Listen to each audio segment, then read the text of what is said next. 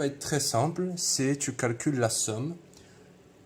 Tu vas calculer S10. S10, ça veut dire quoi? Tu vas calculer dans ce cas-là U0 plus U1 plus U2, etc. jusqu'à U10. Dans ce cas-là, W0 plus W1 jusqu'à W10. Dans ce cas-là, V0 plus W1 jusqu'à V10, etc.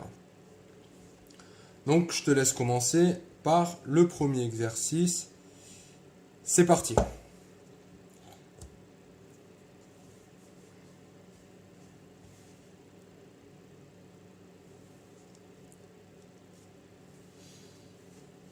Ok.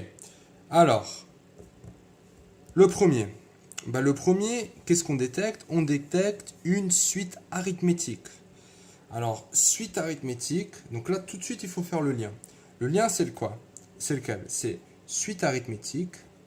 J'ai un théorème qui me donne l'addition, donc qui va me donner cette addition, donc des 11 premiers termes. Donc de U0 à U10. Quel est ce théorème?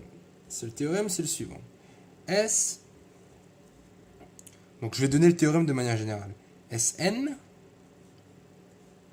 est égal à U0 plus UN fois le nombre de termes.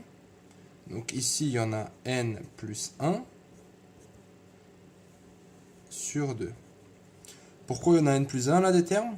Regarde maintenant, si je commençais à 1, si je vais de 1 jusqu'à n, j'ai 1, 2, 3, 4, 5, etc. etc. Quand je suis à n, je suis à n.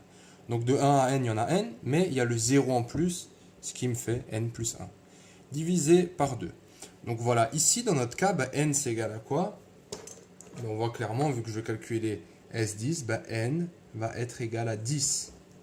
Donc ma formule, je me retrouve avec quoi? Je me retrouve avec S10 est égal à U0 plus, donc n il a changé, U10 fois 10 plus 1, ça fait 11, divisé par 2.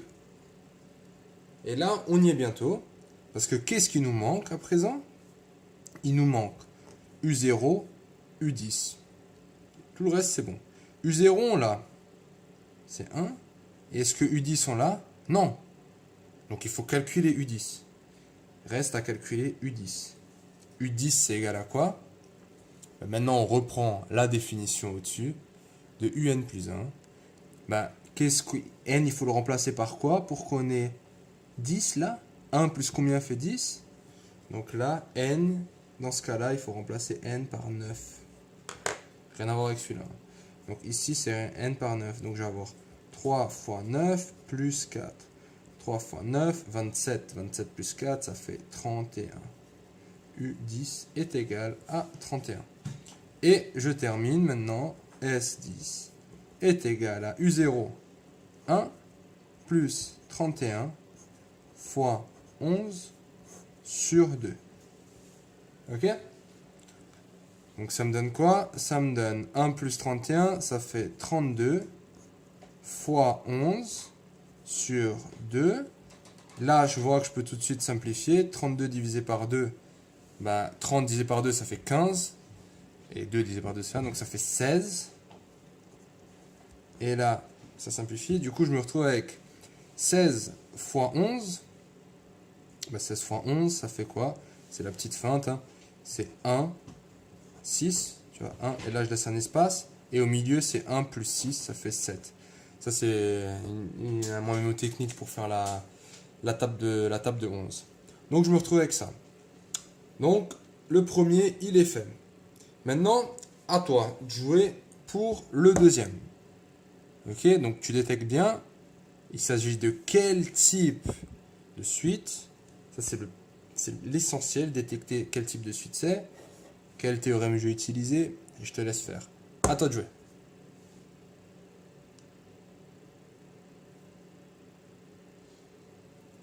Ok, donc là, tu le sais, parce que de toute façon tu l'as déjà fait quelques fois, que c'est une suite arithmétique de raison moins racine de 2. Si tu n'es pas au clair avec ça, je te conseille de reprendre les exercices.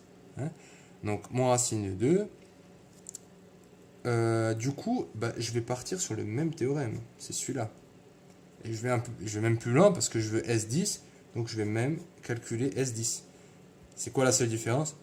Ben, j'ai pas des U, mais j'ai des W. Donc, même problème, il me faut donc j'ai W0, j'ai pas W10. Donc il faut que je calcule W10.